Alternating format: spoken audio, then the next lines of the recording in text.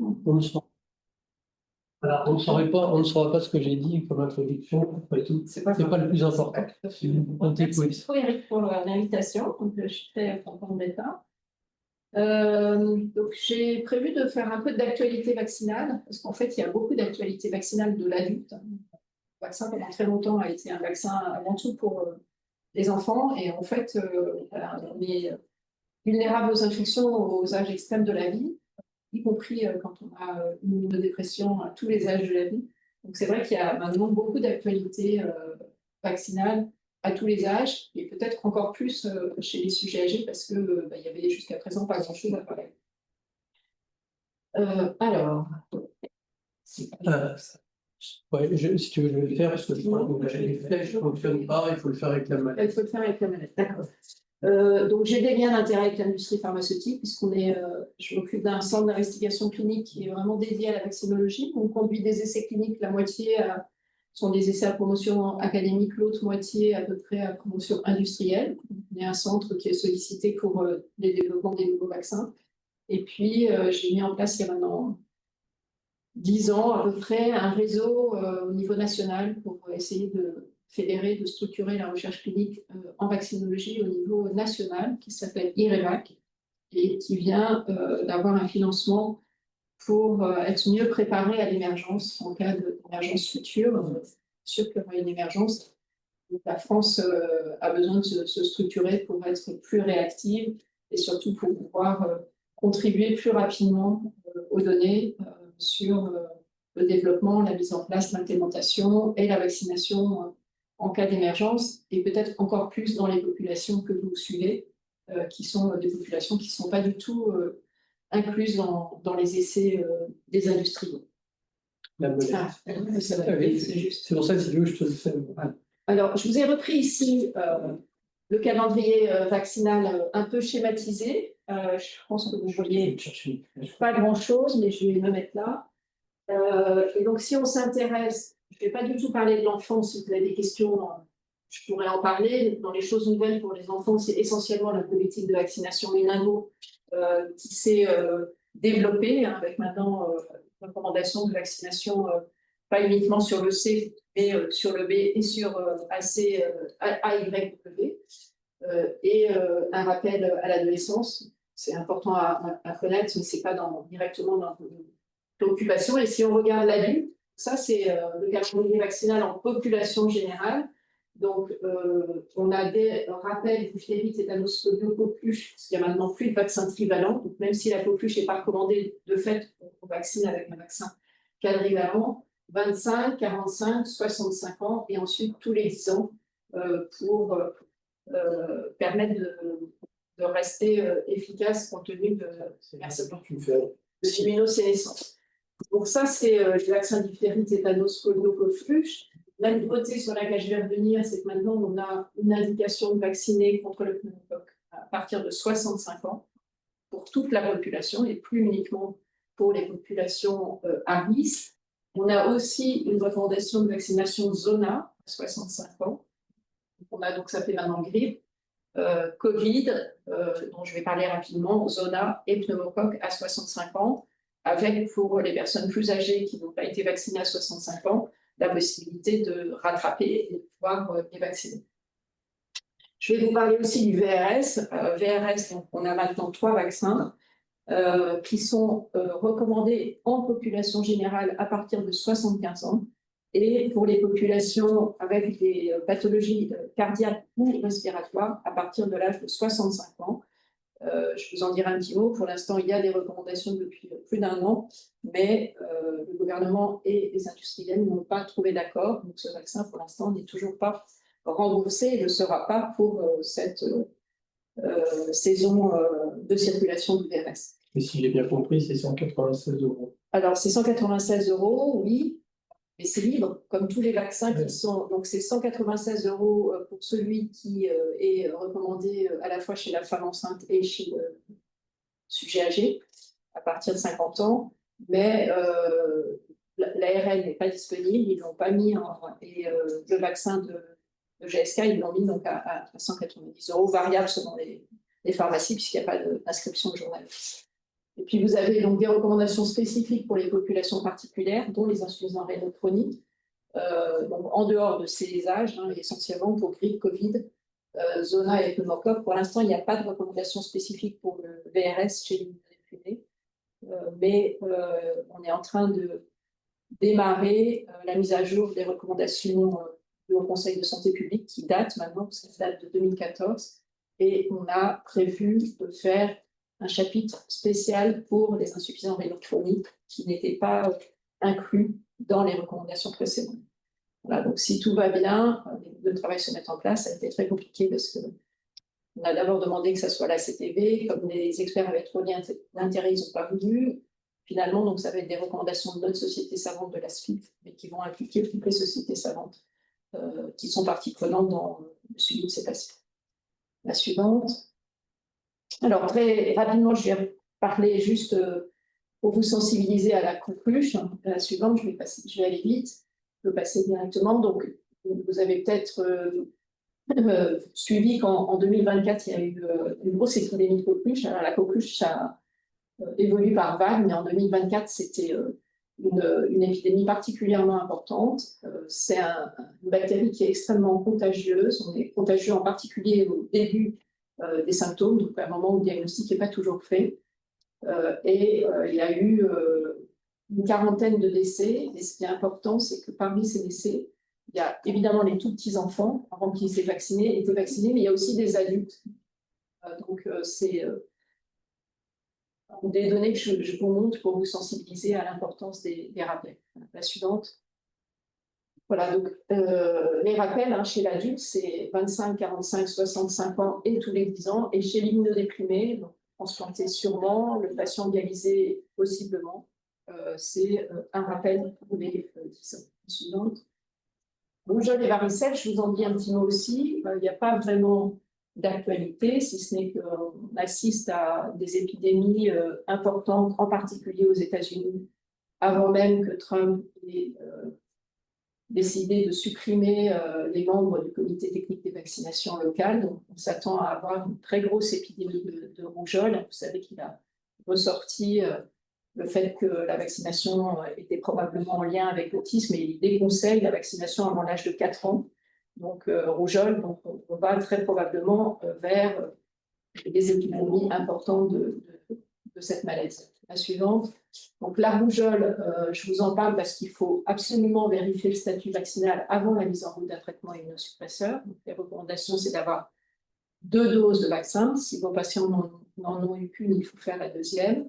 Et puis, en post-exposition, donc on a 2 possibilités. Soit on peut faire le vaccin rougeole si on n'est pas chez les immunodéprimés. Et si on est dans le cadre d'immunodéprimés ou chez la femme enceinte, on n'a pas d'immunoglobulines spécifiques, mais on peut utiliser les immunoglobulines polyvalentes qui sont riches en anticorps anti-rougeole, donc qui permettent de prévenir l'infection, en tous les cas, les formes sévères de l'infection. Pour varicelle, on est à peu près dans la même situation. Pour l'instant, il n'y a pas de modification de la politique vaccinale, mais ça fait partie du programme de la CTV, de réévaluer la vaccination généralisée des enfants. Vous savez qu'il y a beaucoup de pays qui vaccinent les enfants contre la varicelle. En France, pour l'instant, ce n'est pas le cas. Donc, on a des recommandations ciblées pour les populations qui n'ont pas eu la varicelle. Donc, à partir de 12 ans, en particulier chez les femmes en âge d'avoir des enfants, parce que c'est très souvent qu'elles sont exposées à la varicelle de leur premier enfant qui va aller en collectivité et qu'elles vont faire une varicelle en cours ou en fin de grossesse, et ces varicelles-là sont particulièrement sévères. C'est aussi souvent le cas chez les femmes originaires de pays d'Afrique subsaharienne ou d'Asie, où le virus circule moins, pour des raisons qu'on ne connaît pas parfaitement bien, probablement de conditions météo ou de conditions de vie, mais c'est très souvent qu'on voit ces varicelles au moment de la grossesse chez les femmes d'origine étrangère. Donc là aussi, on a des traitements en post-exposition. Donc, on peut vacciner seulement s'il n'y a pas d'immunodépression, ou on a des immunoglobulines spécifiques. Donc ça, vous avez peut-être eu l'occasion de les utiliser. C'est des immunoglobulines qui sont en ATU nominative, mais qui sont disponibles dans les pharmacies dépôts CHU. Donc, on peut tout à fait prescrire ces immunoglobulines si besoin. La suivante. J'ai deux petites questions, si vous me permettez, parce que c'est Oui, plus simple. Les IGIV pour la rougeole, c'est à dose prophylactique une fois, comme on fait Oui. pour. Ouais, tout à fait. D'accord. Et la deuxième chose, c'est est-ce qu'il y a des recommandations ou qu'est-ce que tu penses de la vaccination des enfants, des gens qui sont sur liste d'attente de transplantation? Alors, ça fait partie des recommandations de vacciner des sujets immunodéprimés. C'est pas fait du tout, mais parce qu'on ne le fait pas bien, mais oui, ça fait partie des recommandations de pouvoir vacciner les enfants de personnes immunodéprimées ou la fratrie, par exemple dans les services d'hématologie pédiatrique, qui vaccinent l'entourage des enfants de la fratrie et des enfants qui sont suivis. Donc ça en peut, excuse-moi de revenir là-dessus, mais c'est remboursé. Alors, c'est en principe remboursé. D'accord. Ça devient un vrai. Et oui, ça devient un vrai problème. Je ne suis pas sûre que le vaccin varicelle soit très coûteux, mais je n'ai pas en tête le prix.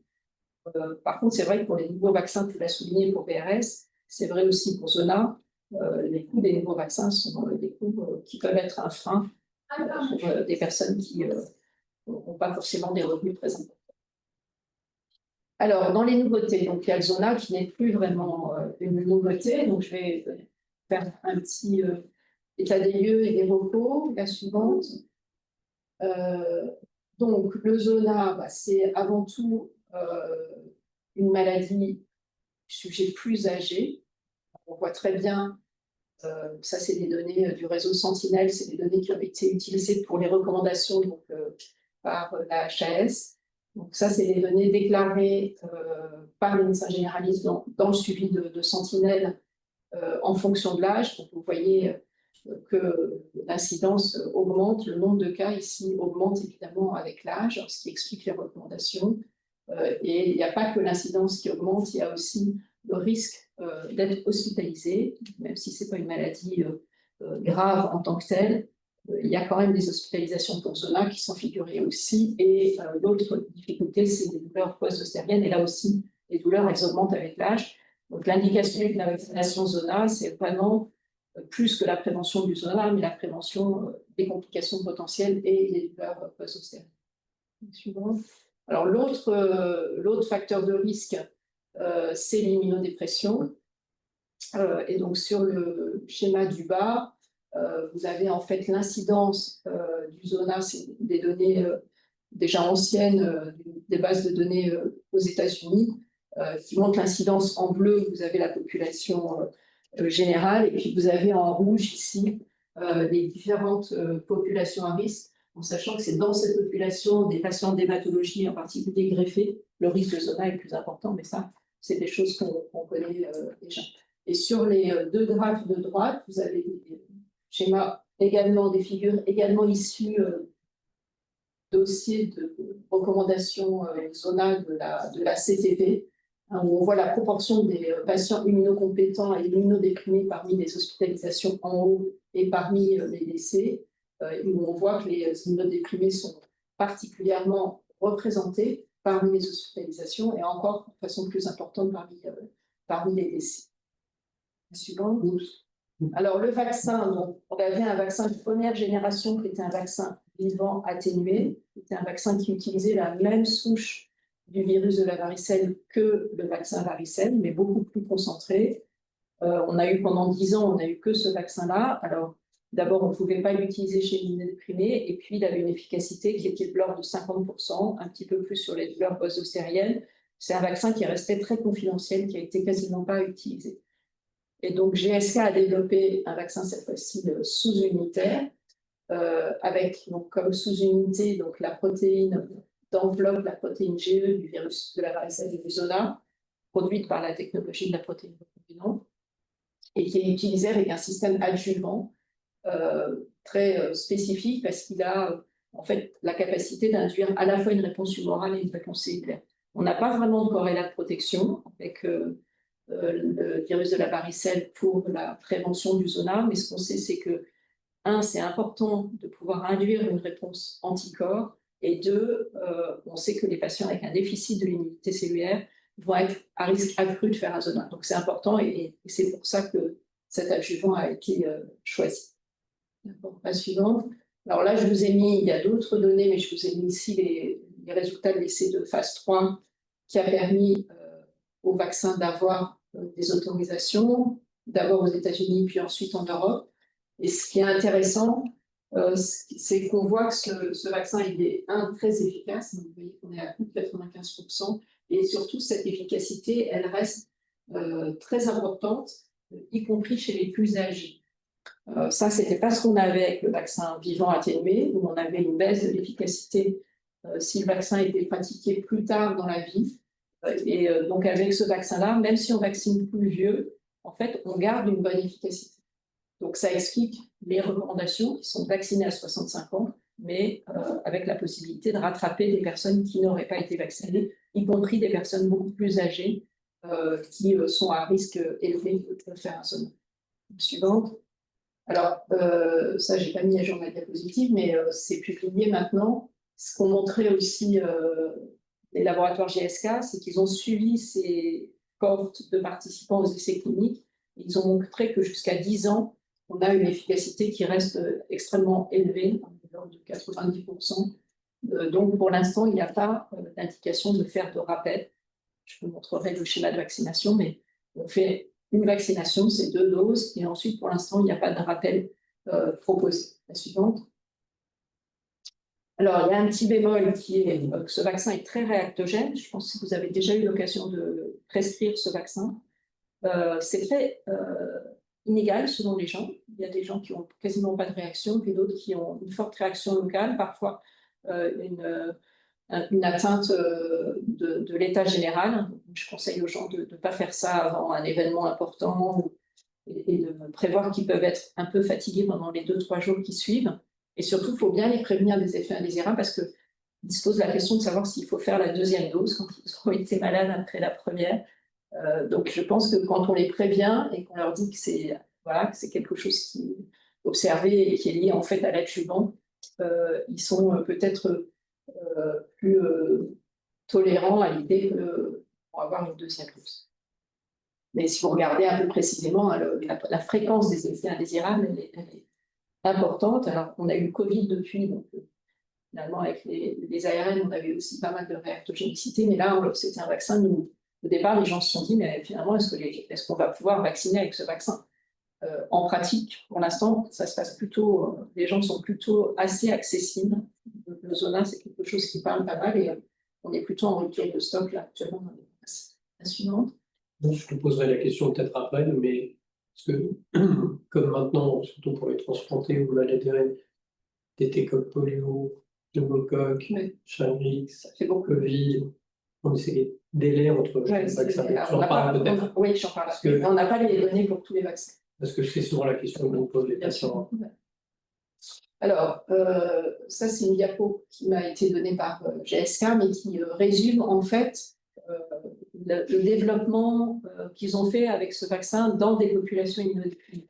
Et c'est exceptionnel qu'on ait des données aussi solides chez les immunodéprimés à partir d'essais menés par les industriels.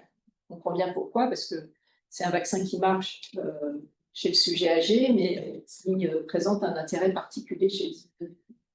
Donc, ils ont commencé d'abord chez des patients affectés par le VIH. Ils ont fait là une première administration qui était surtout pour la sécurité et la réponse immunitaire.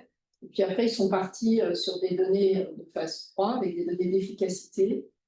Une très grosse étude, 1800 sujets chez des sujets allogreffés de moelle. Et puis après, des études chez des patients traités pour une tumeur solide, des transplantés rénaux et des patients traités pour des maladies hématologiques ou pour des tumeurs solides. La suivante. Voilà, donc là, vous avez les principaux résultats de ces essais. Donc, le premier essai, il avait été vraiment mis en place et le nombre de sujets calculés pour répondre à une question d'efficacité. Donc, je vous rappelle, chez les sujets immunocompétents âgés, on est plutôt aux alentours de 95%. Là, c'est un petit peu moins bien, mais c'est quand même 70% pour un vaccin, c'est intéressant. Si vous regardez la dernière ligne du rectangle, là, c'est presque 90% sur les douleurs post-ostériennes. Donc, ça marche un peu moins bien sur la survenue du Zona, mais ça marche encore très bien sur la survenue des douleurs post-ostériennes. Donc, toute la question aujourd'hui, et de savoir est-ce que pour les patients en particulier greffés de moelle, ça va remplacer complètement la chimioprophylaxie pour le valacyclovir ou est-ce qu'on va faire le vaccin plus le valacyclovir. Aujourd'hui, moi, je n'ai pas trouvé vraiment la réponse à cette solution. Ce qu'on sait, c'est que sur le long terme, c'est compliqué pour les patients de poursuivre le valacyclovir.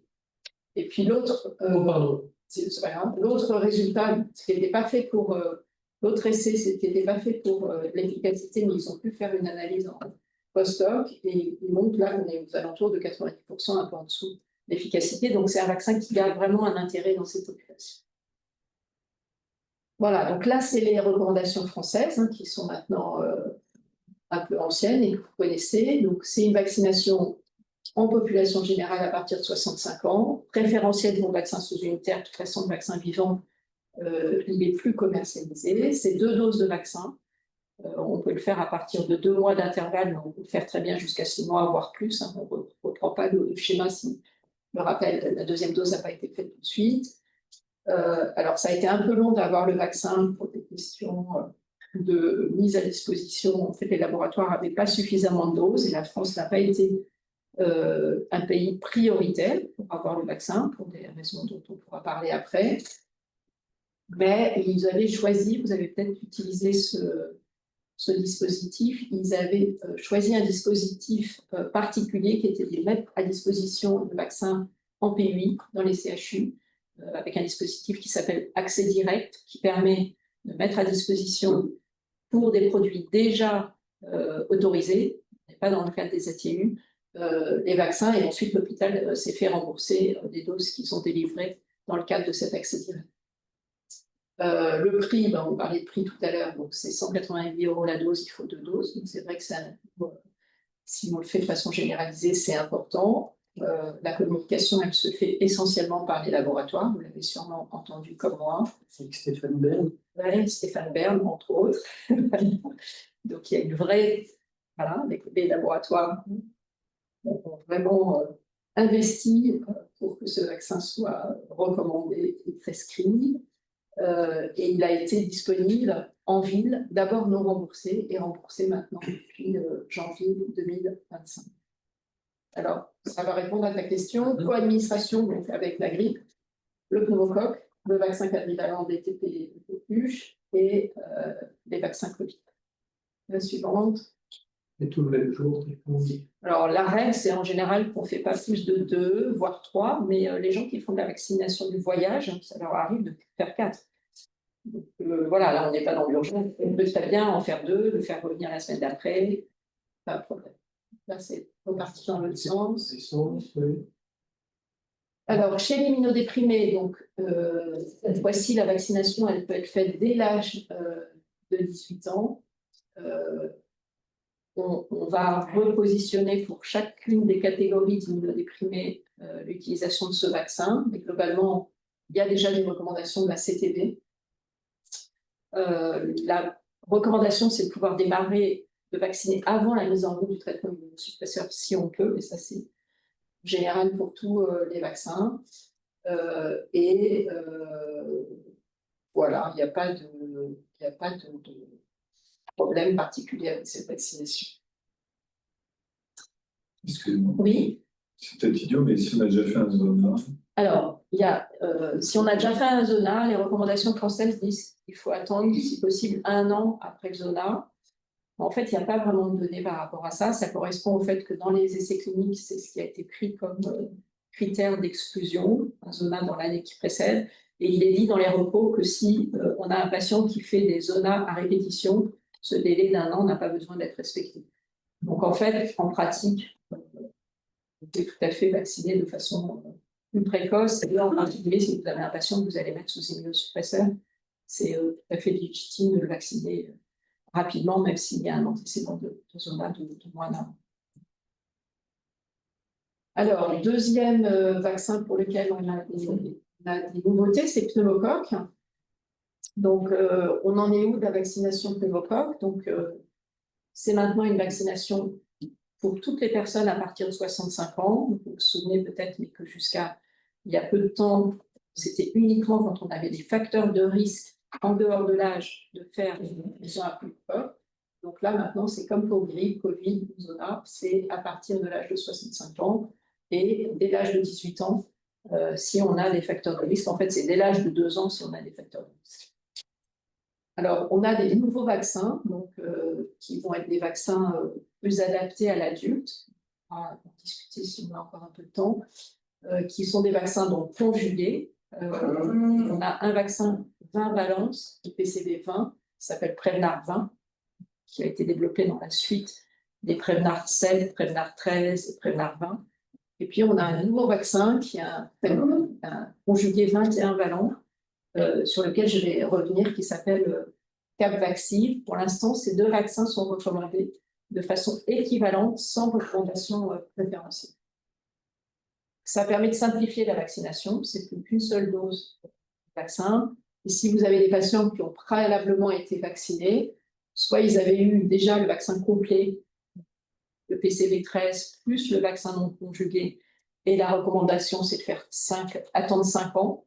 Mais là encore, si on n'a pas les antécédents et si on ne sait pas exactement où ils en sont, je pense que ce n'est pas très risqué de revacciner un peu plus tôt. Et puis, si vous avez un vaccin qui a eu uniquement un vaccin conjugué ou un vaccin poliosilique non conjugué, vous pouvez utiliser ce nouveau vaccin conjugué dès 1 an après la dernière vaccination. Bon, ce que je n'ai jamais bien compris, c'est quoi le risque de vacciner? Le risque, c'est que le vaccin non conjugué, non, le poliosilique non conjugué, ouais. En fait, a un effet d'hyporéponse qui a été très bien montré, ouais. Parce que les vaccins poliosiliques induisent, sans qu'on sache très bien pourquoi, probablement par saturation des lymphocytes B mémoire, une hyporéponse quand tu viens avec un vaccin derrière. Mais c'est un risque, 5 ans, 2 ans, 3 ans. Voilà, je pense que moi, comme je n'ai pas d'antécédents, je fais 20 ou 21 qu'on va pas tarder à. Alors, ça, c'est juste pour vous montrer la composition de ces vaccins et vous permettre de vous faire votre idée 20 et le 21. Donc, le 13, c'est celui qu'on utilisait avec le 23, puisqu'il avait 13 valences, il permettait. Il y a maintenant un 15 valences, mais qui a une indication uniquement chez les nourrissons, qui ne concerne pas. Là, vous avez le 23, qui va disparaître. Et puis, vous avez les 2 qui sont aujourd'hui possibles pour l'adulte. Vous avez le 20, qui est donc le 13 plus 6 nouveaux valences, 7 nouveaux valences, 20. Et puis, vous avez le 21, et le 21, ce n'est pas le 13 plus 8. En fait, le 21, vous voyez qu'il reprend certains sérotypes qui étaient dans le 13 ici, mais en fait, il a été développé avec des nouveaux sérotypes ayant été choisis pour cibler plus les infections qui sont en cause chez l'adulte. Et en fait, c'est un espèce de pari qu'a fait le laboratoire, c'est MSD qui développe ce vaccin. Le pari est qu'on a une couverture vaccinale très élevée avec le PCV 13 ou 15 chez l'enfant. On voit disparaître les sérotypes qui sont liés à ces infections avec une protection du groupe, collective, et que donc on peut gagner en ajoutant des sérotypes qui vont être des sérotypes spécifiques d'adulte. C'est pas le 20 plus 1, le 21, c'est pas non plus le 13 plus 8, c'est vraiment un vaccin différent avec des sérotypes qui sont identifiés pour viser spécifiquement l'adulte. Alors, pour l'instant, tout ça, c'est pas encore évalué, ça c'est plus théorique. Il faut évidemment continuer la surveillance pour voir si l'hypothèse qui est faite que la vaccination des enfants va faire disparaître ces sérotypes-là et que là, on gagne avec ces balances-là, ça demande un tout petit peu de temps. La suivante. Bon, ça, c'est un travail. Voilà. Non, c'est l'autre. Là, vous avez en fait des données qui ont été générées par Robert Cohen, qui connaît particulièrement bien ce vaccin, à partir des données de surveillance du CNR pneumocoque que coordonne Emmanuel Baron, qui était ici à Pompidou historiquement. Et vous voyez que si on regarde les infections ici des adultes qui sont couvertes par le BPC 20, donc le Prevnar 20, on est à 64%, et si vous regardez avec le BPC 21, donc le niveau vaccin, on est à 88%, donc on devrait gagner en termes de protection conférée par ce vaccin. Mais encore une fois, le pneumocoque, c'est assez compliqué parce qu'à chaque fois qu'on met un nouveau vaccin, ça a un impact sur l'épidémiologie, sur la circulation des sérotypes. Donc ça demande vraiment à être surveillé de très près.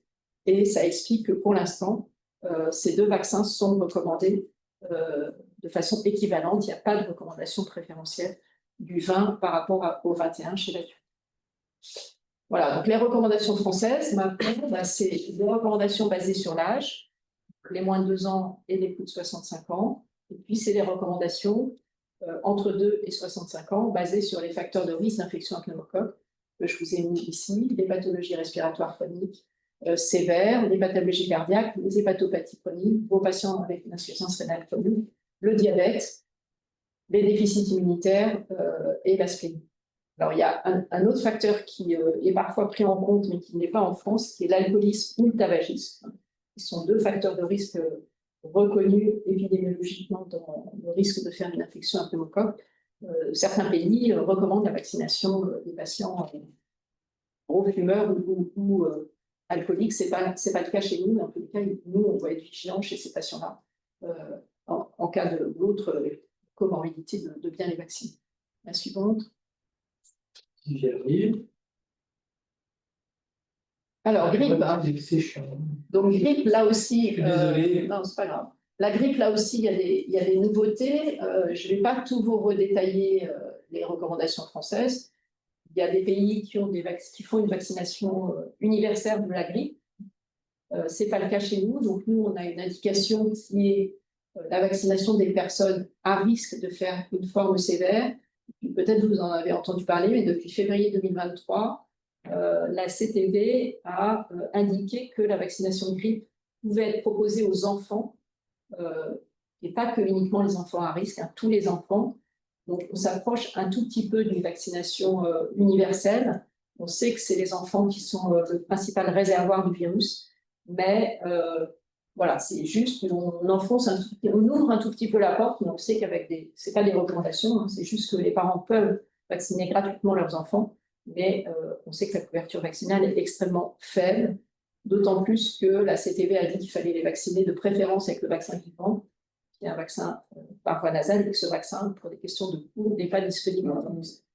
Donc voilà, probablement que dans l'avenir, on va avoir une vaccination des enfants. Mais aujourd'hui, sauf des parents qui vraiment veulent, tu t'en parlais tout à l'heure, protéger les personnes fragiles et vacciner leurs enfants ou leurs petits-enfants. Sinon, on sait que c'est pas du tout... Voilà. Et puis l'autre chose que j'avais souligné là aussi, c'est les professionnels exposés au virus porcin et aviaire, parce que vous savez qu'il y a des circulations des virus aviaires et un risque de grippe pandémique. Donc, certains pays vaccinent ces éleveurs avec les vaccins pandémiques. En France, on n'a pas cette recours, mais on recommande aux professionnels qui sont exposés à ces virus de se vacciner contre la grippe pour essayer de limiter le risque de reproduction entre les virus animaux et les virus humains.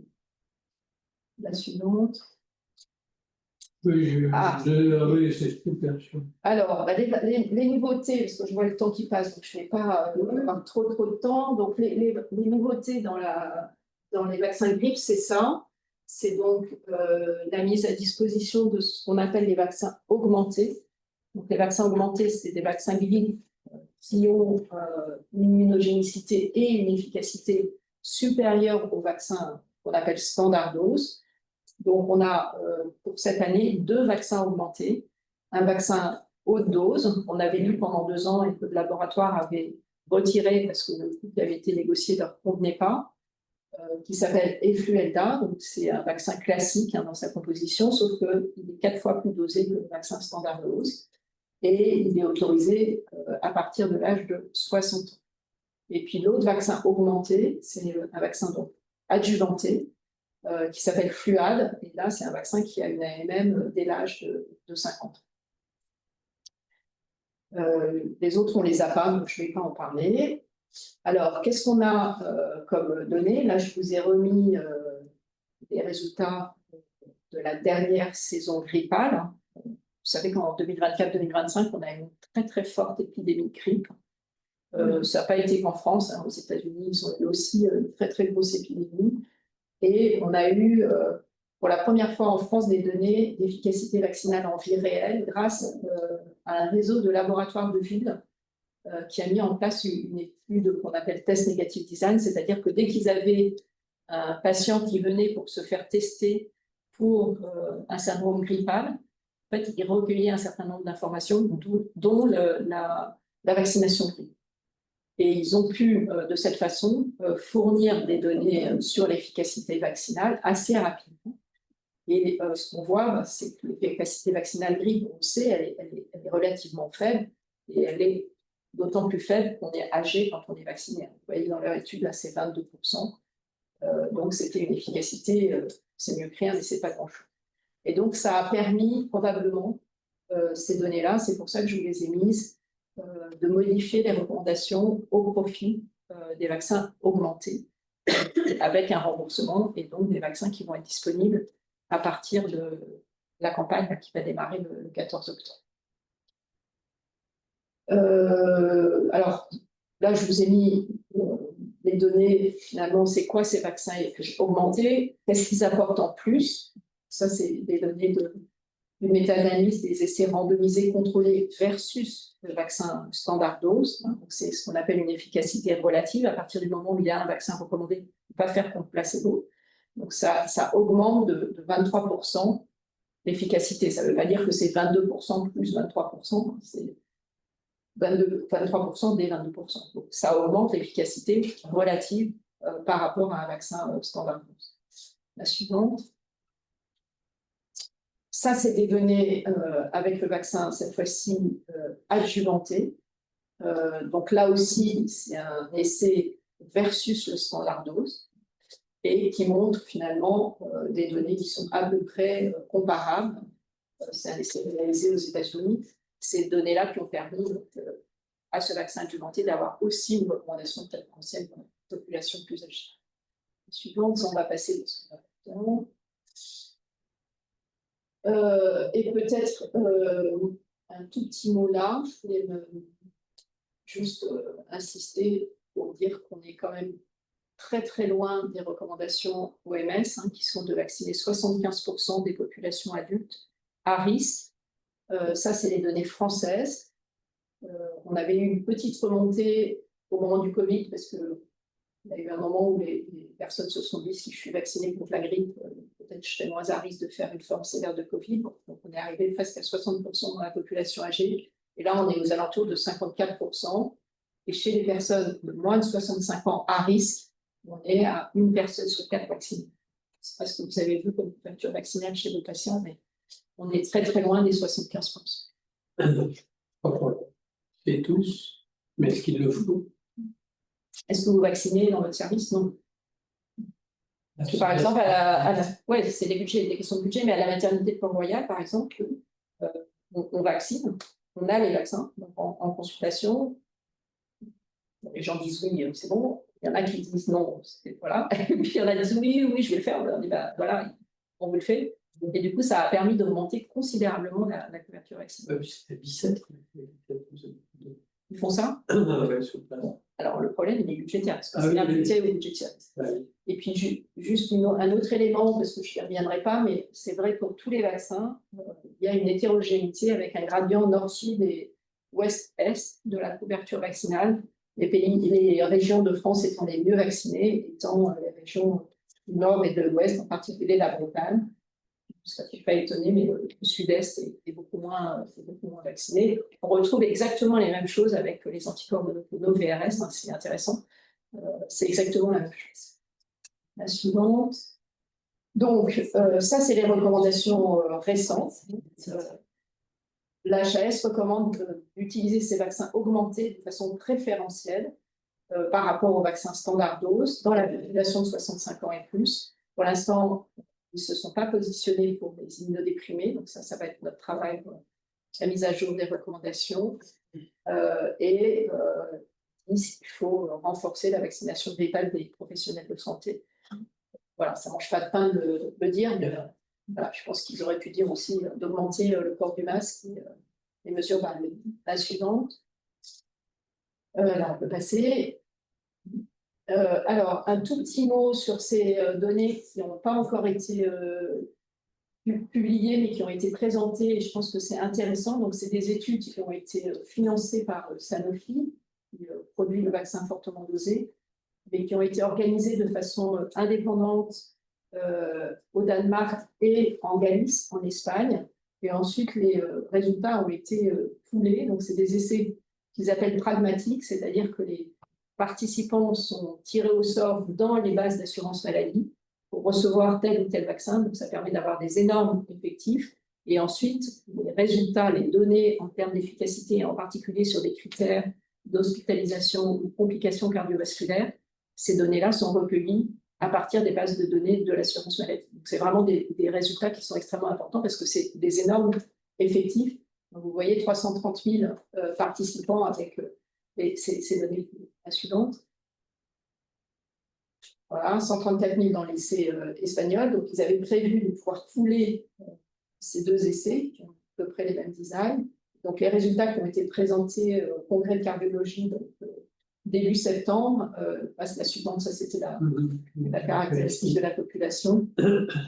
C'est des données qui sont extrêmement intéressantes parce qu'elles permettent de montrer l'intérêt de la vaccination fortement dosée sur les hospitalisations pour pneumonie ou pour grippe. Il y a une efficacité relative de presque 9%, mais aussi sur les hospitalisations pour des événements cardio-respiratoires. Ça, c'est important parce qu'on a maintenant beaucoup de données qui montrent que la grippe génère des complications cardio-respiratoires chez des gens cardiovasculaires chez des gens qui ont des maladies cardiaques. Les hospitalisations pour grippe confirmées, toute cause d'hospitalisation et les hospitalisations pour. Donc, c'est des données qui confirment vraiment l'intérêt de l'utilisation de ce vaccin fortement dosé. Et je pense que la communication autour de on se vaccine pour éviter la grippe, mais aussi pour éviter des complications cardiovasculaires, c'est des données qui sont importantes à communiquer. Il y avait eu une étude où ils avaient montré qu'en fonction de ce qu'on donnait comme information aux personnes, si on leur disait juste « je vous vaccine contre la grippe pour éviter la grippe » ou « je vous vaccine contre la grippe, mais ça va aussi éviter certaines complications cardiovasculaires et cardio-respiratoires », on avait des couvertures vaccinales qui étaient tout à fait différentes. On a connu ça avec le Zona, l'Alzheimer. Oui, voilà, exactement. C'est ce qu'on appelle les complications non infectieuses. C'est vrai pour Zona, c'est en train d'être montré aussi pour VRS. Il y a des choses qu'on ne comprend pas forcément bien, il y a sûrement des biais.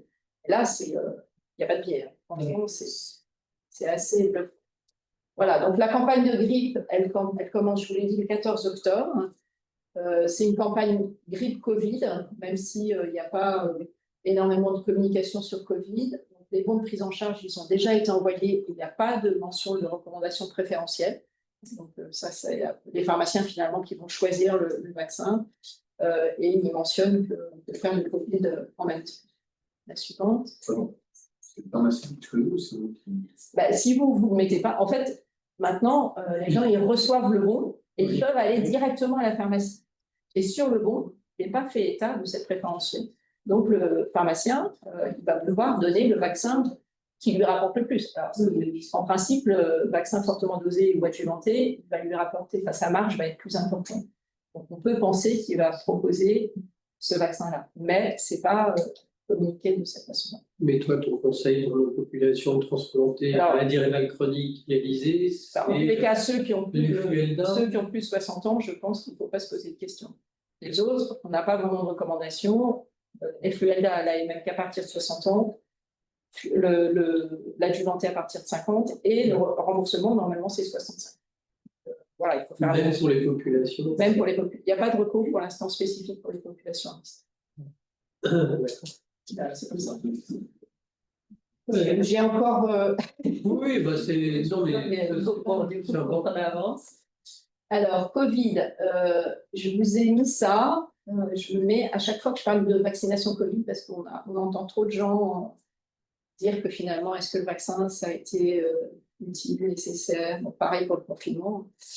Donc, ça, c'est des données relativement récentes qui établissent que le vaccin a probablement évité 15 millions, plus de 15 millions de décès, uniquement sur la première année.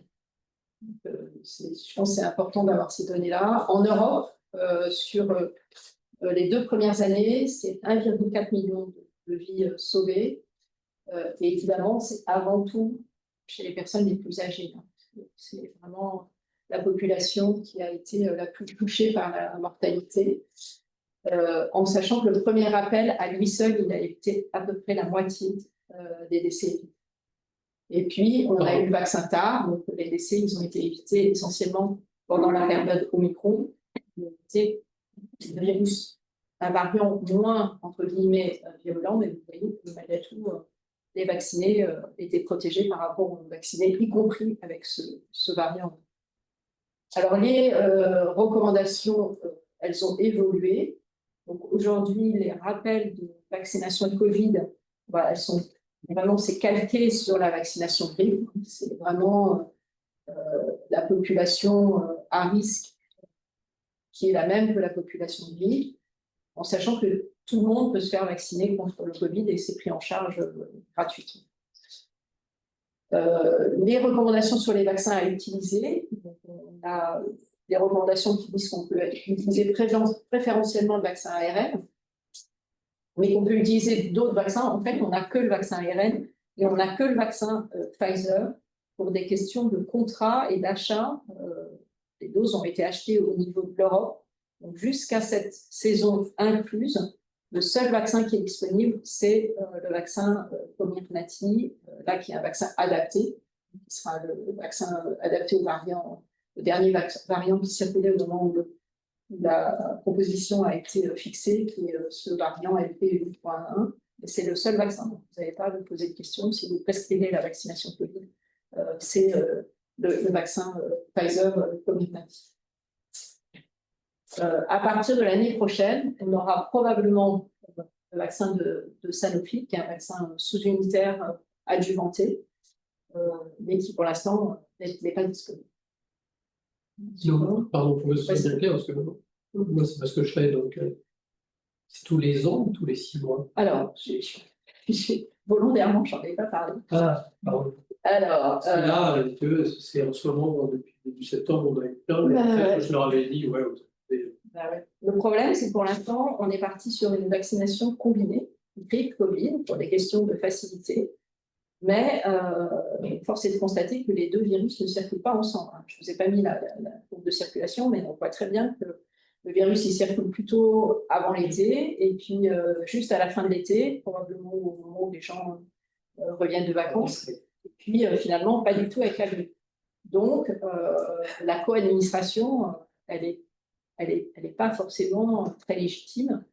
Et c'est pour ça que il y avait cette campagne de printemps. La France est, à ma connaissance, le seul pays qui fait cette campagne de printemps, parce que l'immunité induite par ces vaccins ARN, elle est de relativement courte durée, en particulier chez les gens les plus fragiles, c'est-à-dire les très âgés ou les immunodéprimés. Mais moi, je n'ai pas les données de couverture vaccinale de la dernière campagne de printemps, mais celle d'avant, c'était quasiment inexistant. oui. Donc, on est un peu dans une...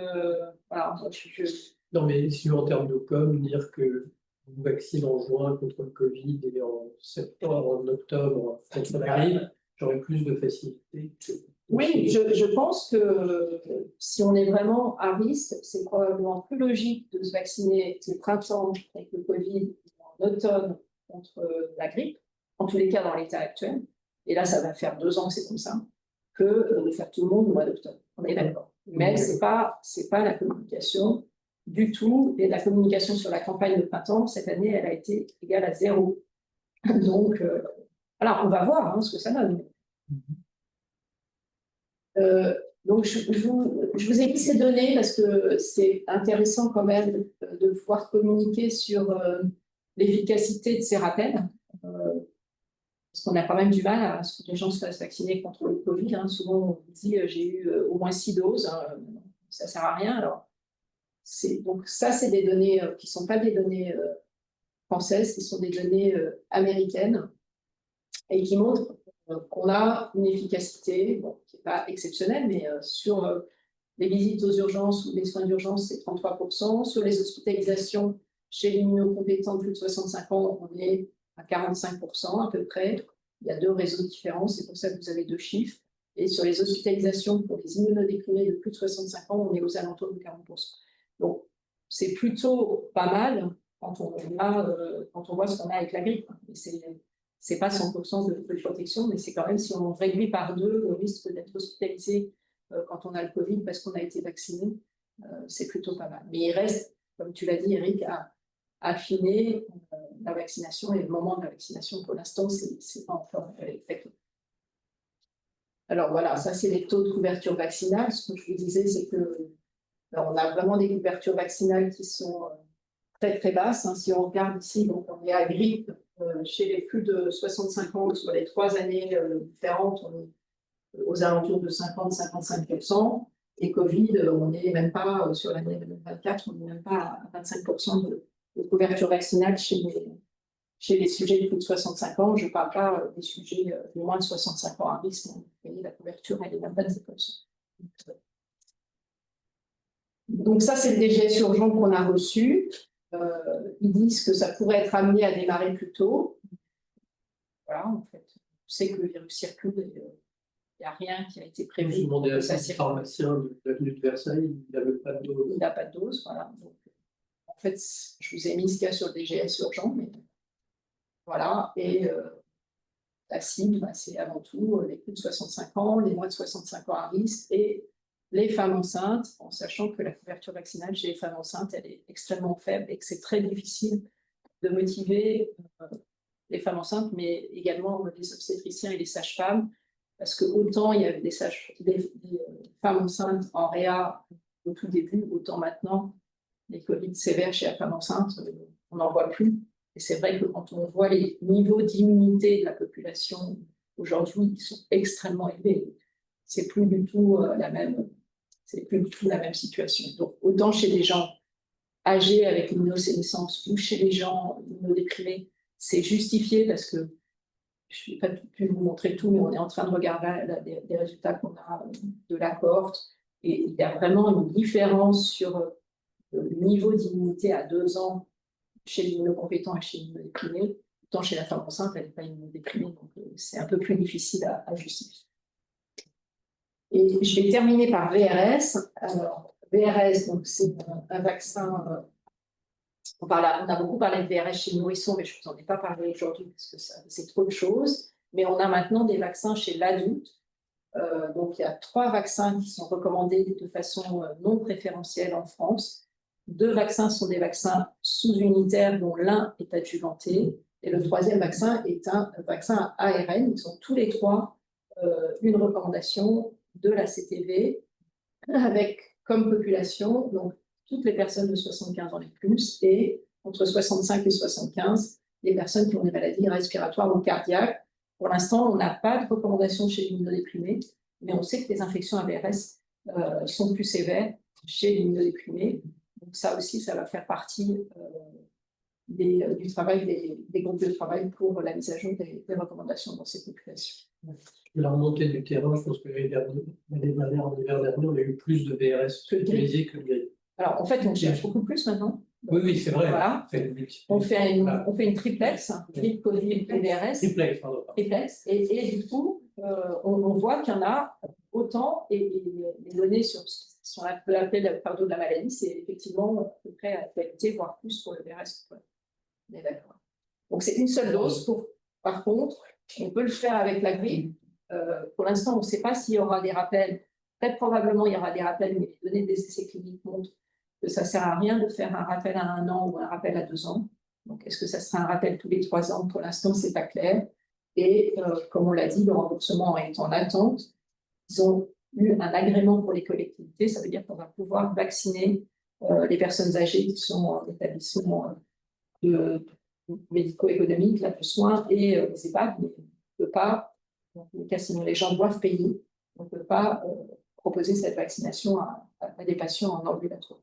Ceci dit, moi, je vois des gens avec des maladies respiratoires assez évolués aller s'acheter le vaccin parce que voilà, ils veulent se mettre à l'abri des complications.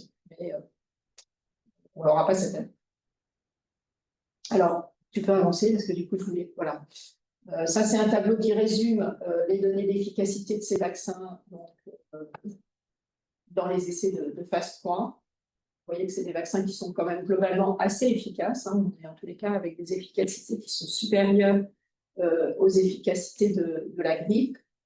Celui qui est disponible, c'est le vaccin de GSK pour les sujets âgés et le vaccin de Pfizer pour l'immunisation maternelle.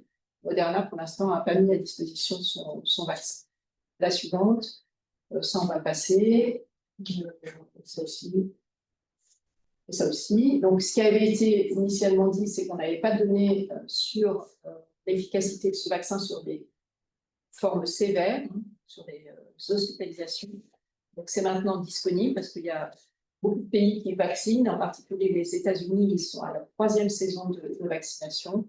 Et donc, ici, vous avez résumé finalement les données. Vous voyez que c'est les mêmes réseaux que ce que je vous ai montré pour le Covid, qui montrent en vie réelle l'efficacité de ce vaccin sur les hospitalisations chez les immunocompétents ou chez les immunocompétents. Vous voyez, c'est des efficacités qui sont tout à fait comparables à ce qu'on a vu sur le VRS. Donc, il n'y avait pas beaucoup de doutes, mais encore fallait-il le montrer.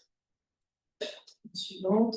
Voilà, donc c'est ma dernière diapo. Donc, quel vaccin chez les patients avec une insuffisance rénale chronique? C'est tous les vaccins du calendrier vaccinal, c'est sûr, en mettant à jour le plus tôt possible les vaccins, si possible, avant la mise en route du traitement immunosuppresseur pour vos patients qui sont traités par l'immunosuppresseur.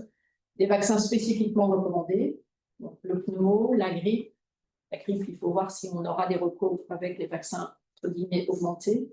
La Covid, le Zona, peut-être VRS. Là aussi, on commence à avoir des données dans les pays qui vaccinent sur ce vaccin-là. Comment organiser la vaccination? Donc ça, il y a beaucoup de choses qui sortent, en particulier dans des pays qui sont un peu proactifs, où il y a des envois de rappel, soit par texto, soit par...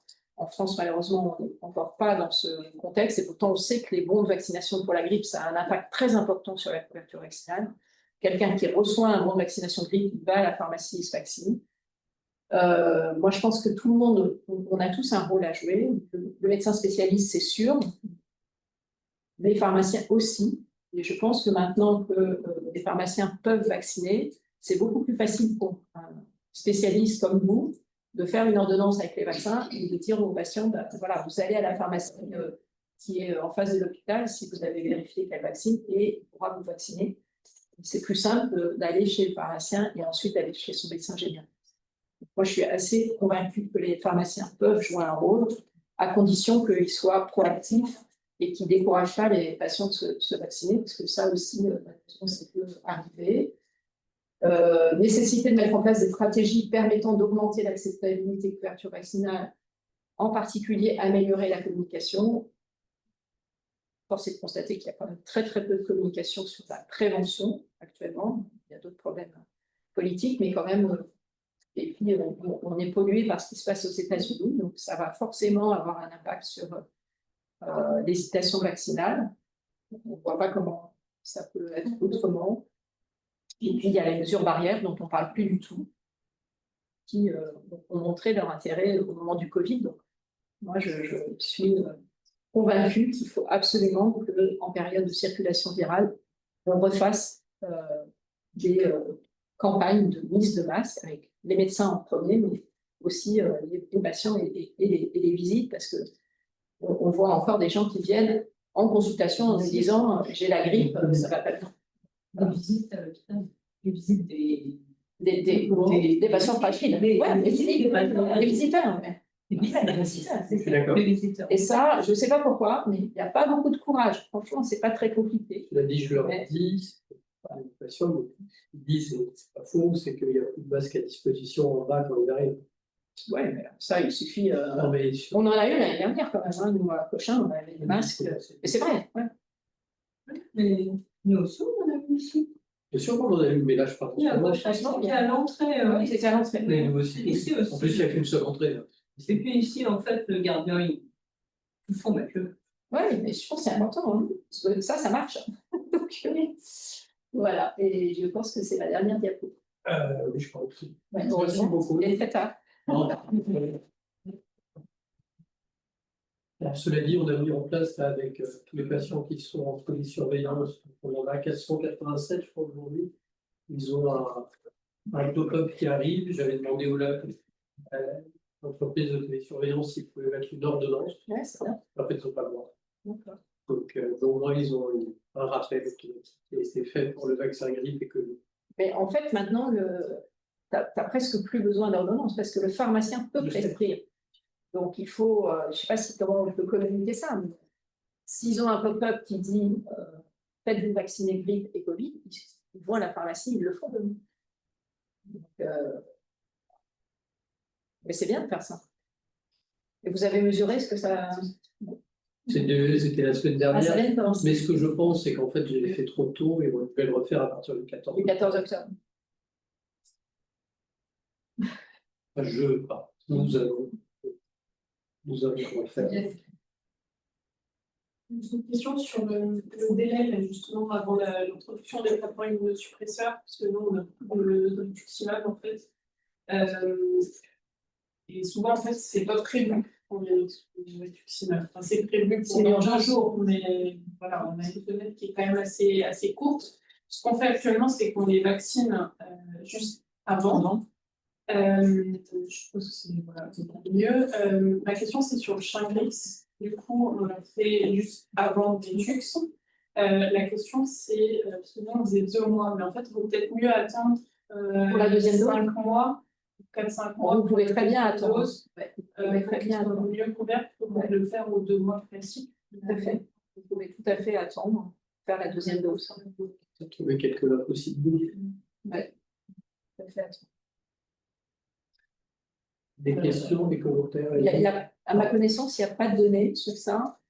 Il y a une étude suisse qui est en cours, voilà, à inclure sur les patients avec des JAK inhibiteurs, justement pour étudier la réponse immunitaire. On aura peut-être un petit peu plus de cette information.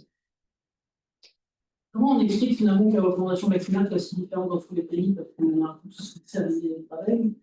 La politique de santé publique, c'est de l'accès à l'économie. Alors, nous, en France, on est comment dire, J'arrête l'enregistrement. ouais, peut-être. Au revoir. On a des vaccins, on recommande tous les vaccins qui arrivent, globalement. Mais derrière, on sent très bien